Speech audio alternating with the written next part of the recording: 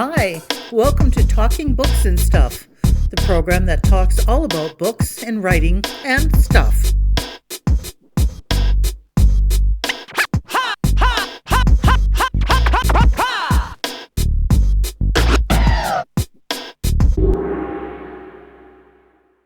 Here's your host, Dennis Rimmer.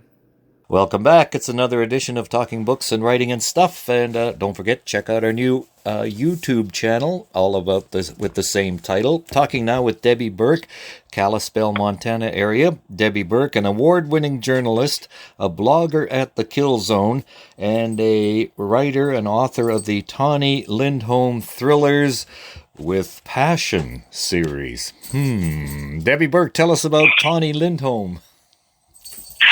Well, Dennis, thank you for having me. Tawny is, I wrote the first book called Instrument of the Devil, based entirely on autobiographical experience with my very first smartphone that would do everything except make a phone call. And it just continued to confound me. And at the same time, I was doing research about the vulnerabilities of the power grid. And I read a number of things, saw some PBS documentaries on it, and thought, it turns out that back then you could actually hack into the computer system of a power grid with a smartphone, because there weren't very many safeguards. I hope they have fixed that by now. So anyway, I kind of put those two things together. The entire part about the terrorists is totally fictional. I have never met a terrorist that I know of. But that situation just seemed like right for a story. And so I wound up writing the first Tawny Lindholm thriller, where she is a 50-year-old widow who is small town Montana, quite naive, trusts the wrong people, and unfortunately trusts a very dashing terrorist who romances her and to set her up for his attack on the grid. And so that was how she was born. Okay, and let's talk about Debbie Burke. And where were you born and grew up, and how'd you get to where you are now? Well, I was born in San Diego and lived there until 1988, and we had been in business. I went to school there, went to college there, and of course, took really practical courses like Russian literature and all kinds of creative writing endeavors that, of course, couldn't lead to earning a living. So I then went into the real world, and we had a number of businesses. And at one point in 1988, we had sold the last business and decided we wanted to move to a small town. And we visited Kalispell because we had friends who lived here. And so we moved to Montana, 1,500 miles away. Right. And it was less of an adjustment than I would have expected. And I think it's because Kalispell is kind of reminds me of San Diego in the 1950s. Okay. It was still a small town with very much the neighborhood vibe, and neighbors would help you out, and you'd borrow a cup of sugar and talk across the back fence and that kind of thing. So I think that was a lot of it, why I just fell right into it and felt very comfortable here. And I began taking some creative writing classes at the community college, and I had wanted to write all these years, but real life was in the way. Finally, I had the opportunity, and man, stuff just started pouring out like the dam broke. And I wrote a lot of short stories. I wrote a number of novels that never got published, and a lot of articles. And so I just, kept writing. I was a founder of the local writers group here called the Authors of the Flathead, and we've had conferences for over 30 years. And so I've been very involved in the whole Montana writing community. And it's just been a really fun experience. I met more writers since I moved to Montana than I ever met in San Diego, which was a huge city with, many universities and a lot of intellectual people. But there wasn't the friendly support that there is here in Kalispell. So I feel very, very fortunate to be here. Well, we've been through many a time on the way to and from Saskatchewan out here to Washington State. So we've stayed in Kalispell and Whitefish and campgrounds, Glacier Park West. I think there's a KOA there. So we've been there is. Yes. Also, we stayed in Shelby and Havre and Miles City. So we've been around. All across the High Line. The High Line. All across Highway 2, where they still have signs that say widen Highway 2, but I don't think it's going to happen. Yeah, I know. There's a lot of roads around here that were stagecoach routes, and they haven't gotten a whole lot wider since the stage was running on them in the 1890s. I think we even stayed in Libby a couple of times, but which is sort of like the lung cancer capital of the world, kind of, isn't it? Right. All the vermiculite. That was quite a scandal back in the late 80s and early 90s. But apparently Libby's recovered fairly well now. So I'm. As a matter of fact, I'm going to go over there for a book event with a young adult novelist who lives there, and we're going to do a book event over there this summer. So. But I'll try not to breathe in too much. Okay. And this is Debbie Burke, crime novelist, and counting here on your website, 1, 2, 3, 4, 5, 6, 7 books. Are they all about Tammy and Tillman? Yes, I didn't set out to write a series, but the characters kind of got the bit in their teeth and ran off with it, and I'm now working on the 8th book. So it's fun, I like developing characters and putting them in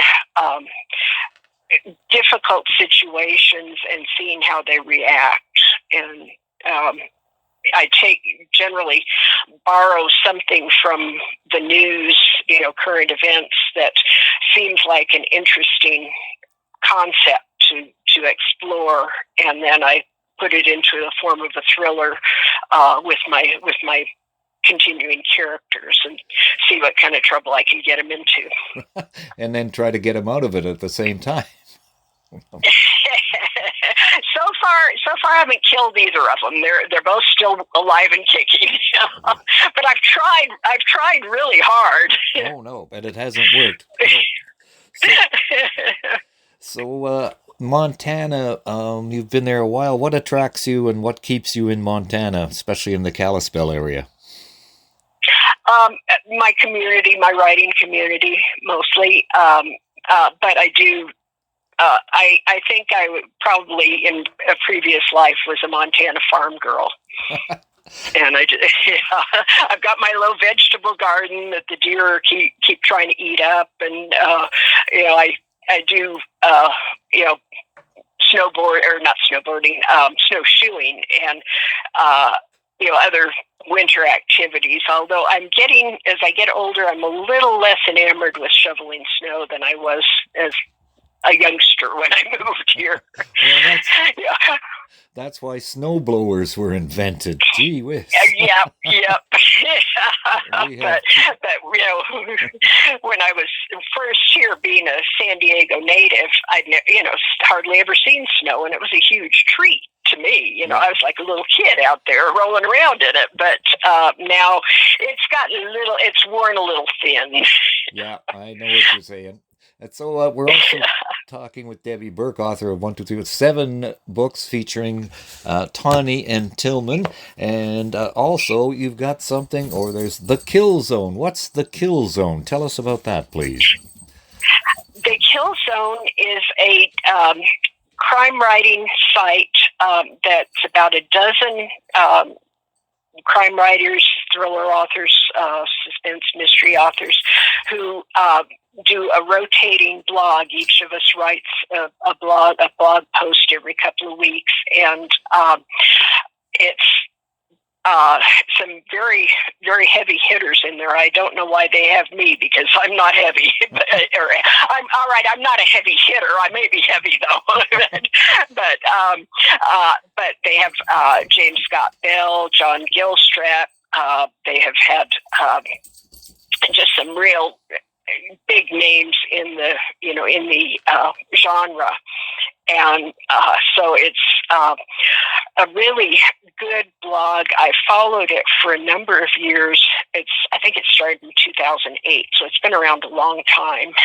And I started following it and learned so much from it that I joke that's where I got my MFA, was from the Kill Zone, because the advanced techniques that so many of the authors were so generous to teach was just amazing. And I credit the Kill Zone with pushing me up to the over the edge of publishable, where I'd gotten hundreds of rave rejections, but I never got published.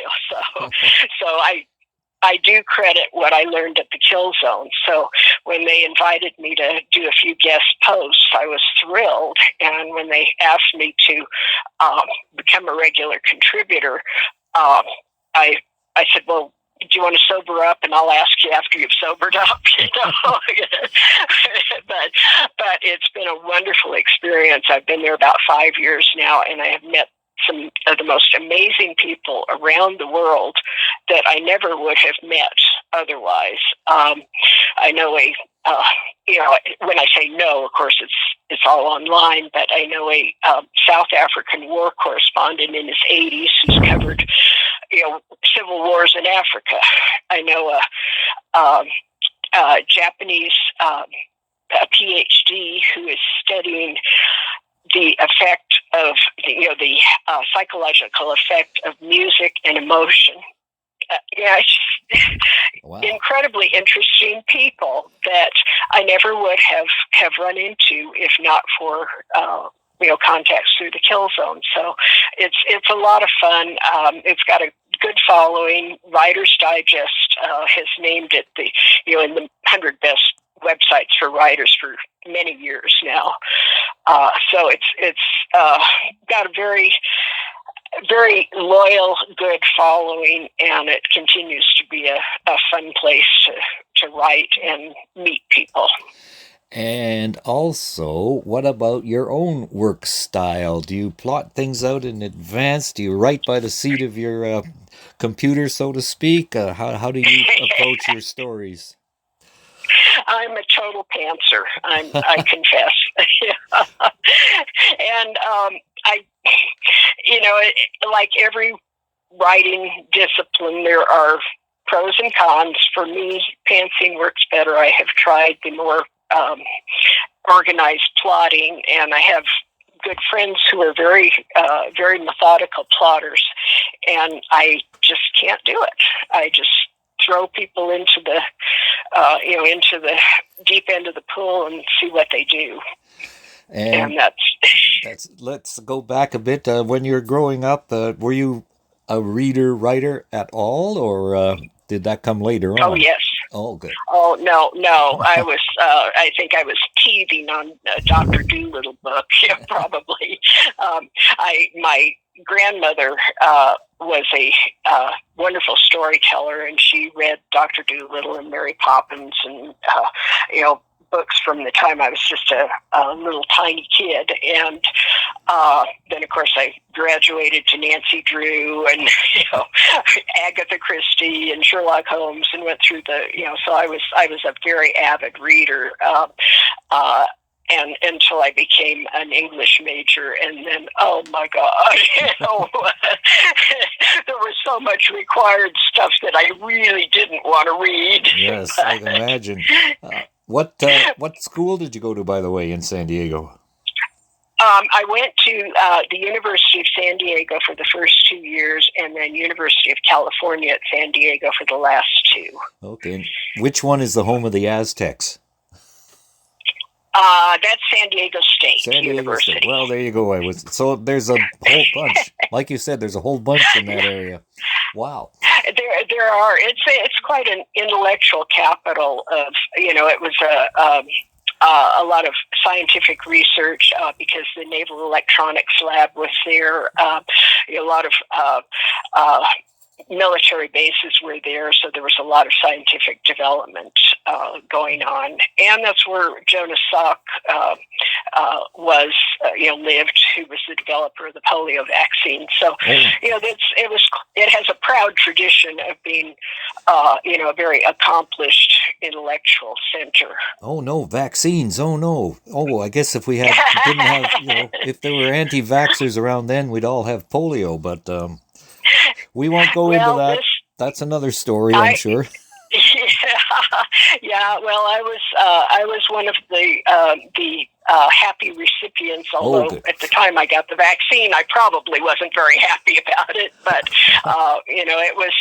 polio was still very much in the news and affecting people when I was a kid, and so the Salk vaccine was a big breakthrough that really same here changed the world. Yeah, we do have sort of a tenuous family connection to San Diego. My eldest uncle, who I never met, who died just a couple of years after I was born, but he was an Anglican church minister and somehow ended up in San Diego and then raised his family there, and so we sort of have a connection. What was his name? Because I was raised in the Episcopal Church. Oh, it was Lloyd Rimmer. So, and then I've got Lloyd Rimmer. Boy, that doesn't ring a bell. No. There are more than one Episcopal church or Anglican like church in San Diego. I think he died in like 1951 or something like that. So. Oh well, then I wouldn't known him. No, anyway, back to normal here, if there is such a thing.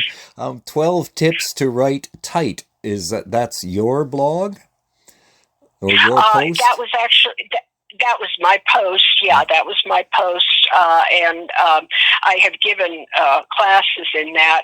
It's essentially self-editing, how to get rid of extraneous words, how to use more active verbs and active voice to make the writing pop.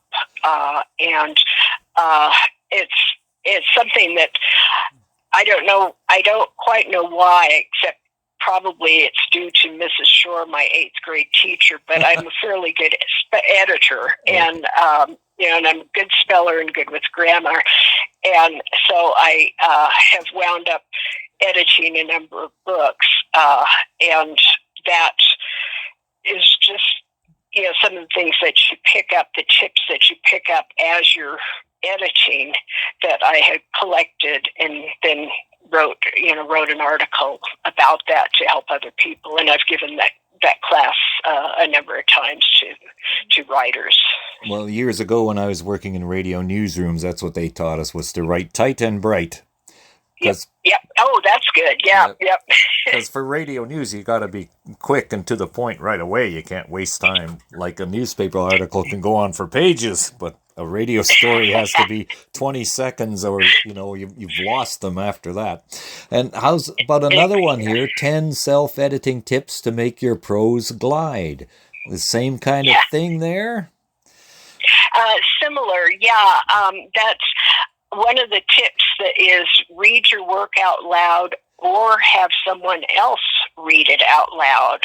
And if people are stumbling over your words, you need to smooth them out, rearrange them, choose different words. And a lot of computer programs, of course, now have the text-to-voice option. So you can have your computer voice talk back to you and read your work that you've written. And it's amazing how much you hear repeated words, you realize you've skipped words, or you've put words backwards, inverted them, and so that's one of the big tricks that I find was very, very helpful for most writers, is to read your work out loud, but even better than that, have somebody else read it to you. That's a good point. I never thought about having somebody else read it out loud. Yeah. Not just read it, but read it out loud. So, Yeah. And if they can't figure out what's going on, then nobody else is going to be able to figure it out. Right. Well, the thing is, you know it so well in your head, and sometimes you will insert missing words there because you know that word is supposed to be there, even though it's not on the page. Right. Okay. And so that's one of the things where someone else reading it will pick up on those things that your brain automatically inserts what's missing in there, but somebody else won't know that it's missing, so that's when you catch it. I assume that you've kind of given workshops and things like that, or like guest lecture sort of things. Is there certain questions that always come up when you're speaking to neophytes or an audience of would-be writers? Are there certain things they're always asking? How to find time to write, how to keep writing when you get discouraged, how to get published. Of course, everybody wants to know how to get published, and for many years I was no help with that because I didn't know how to get published. so it's but it's kind of the same, those same questions in various forms. Right. And how did you get published? Is this company you're with? Your books are published by... Yep. Actually, I had a little bit of a rocky start. The first book, Instrument of the Devil, I entered it in a contest called the Kindle Scout program that Amazon was sponsoring, and that is essentially American Idol for books. Right.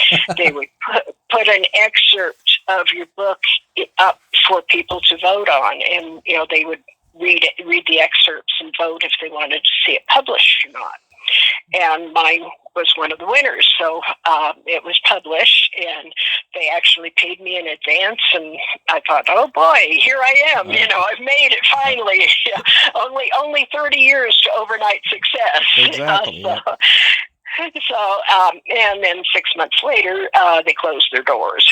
Oh, of course. So I was orphaned, and at that point, I had the second book written and more books in mind.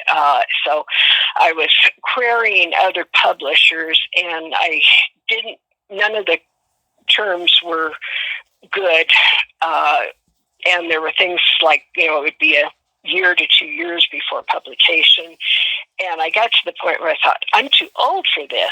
I may not live to see them published. So I got my rights back to the first book, and I have self-published all 7 books now, and we'll self-publish the 8th one also, and any ones after that. And for me, that was the right choice, because I guess I had the ego validation of having a traditional publisher accept a book and publish it and pay me in advance. But after that, I just wanted to get the books out there. Right. It's a lot of work. We know that, but it's yeah.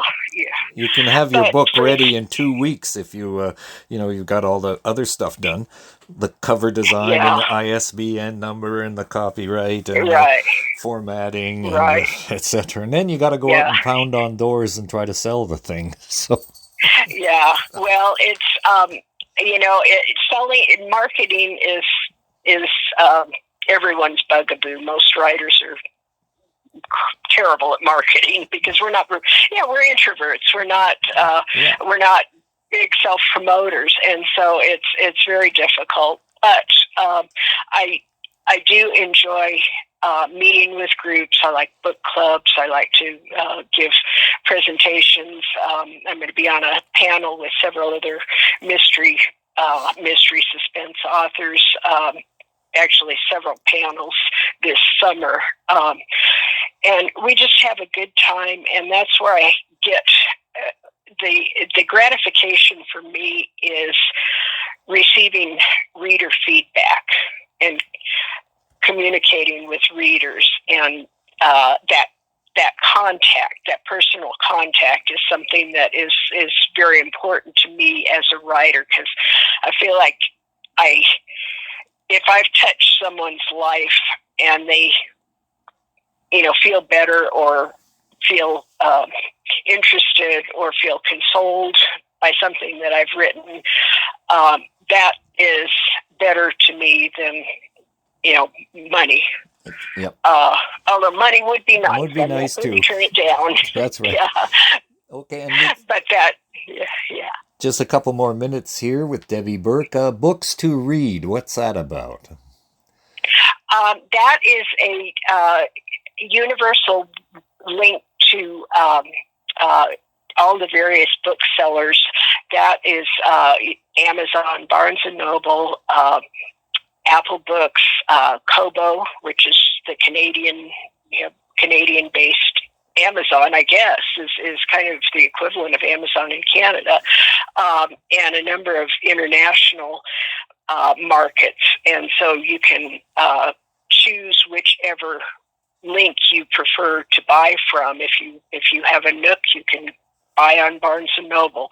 If you have a Kobo device, you can buy through Kobo. Okay. So it's distribution to different markets.